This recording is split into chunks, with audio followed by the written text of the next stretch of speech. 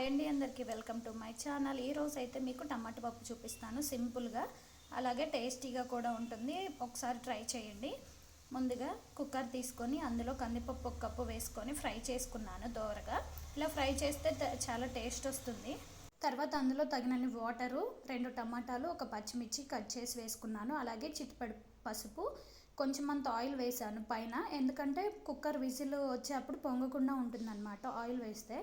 తర్వాత 2 or 3 whistles, నాదైతే 2 విజిల్స్కే almost ఉడికిపోతుంది. తర్వాత చూడండి, ఇట్లా ఉడికిపోయిన తర్వాత దీన్ని మెత్తగా వాటర్ వేసి మెదిపి పెట్టుకుంటున్నాను. అందులో అలాగే సాల్ట్ కూడా వేసుకుంటున్నాను, టేస్ట్కి సరిపడా వేసుకొని తగినన్ని వాటర్ వేసుకొని. మనకి థిక్గా ఉంటే పప్పు గ్యాస్ ప్రాబ్లమ్స్ వస్తాయి అన్నమాట. సో పల్చగా చేసేసుకోవాలి.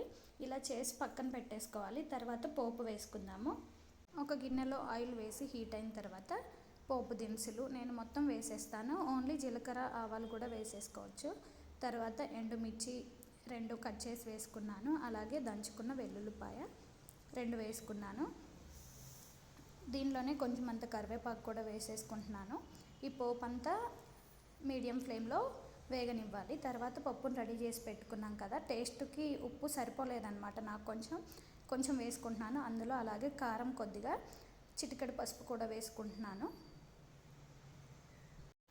ఇలా అన్నీ మీ టేస్ట్కి తగ్గట్టు వేసేసుకొని ఒకసారి కలిపేసుకొని పప్పుని కొంచెం లూజ్ చేసుకోవాలి వాటర్ వేసుకొని.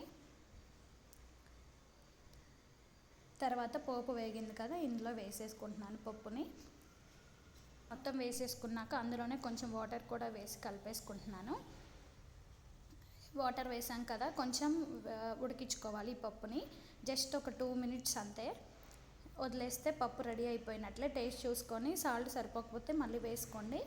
అంతేనండి, టేస్టీగా ఉండే టమాటా పప్పు రెడీ అయిపోయినట్లే. చాలా బాగుంటుంది. దీంట్లో ఒక మామిడికాయ ముక్క వేసుకొని తింటే చాలా బాగుంటుంది. నా ఛానల్ని ఫస్ట్గా చూస్తున్నట్లయితే సబ్స్క్రైబ్ చేసుకోండి ఫర్ మోర్ వీడియోస్.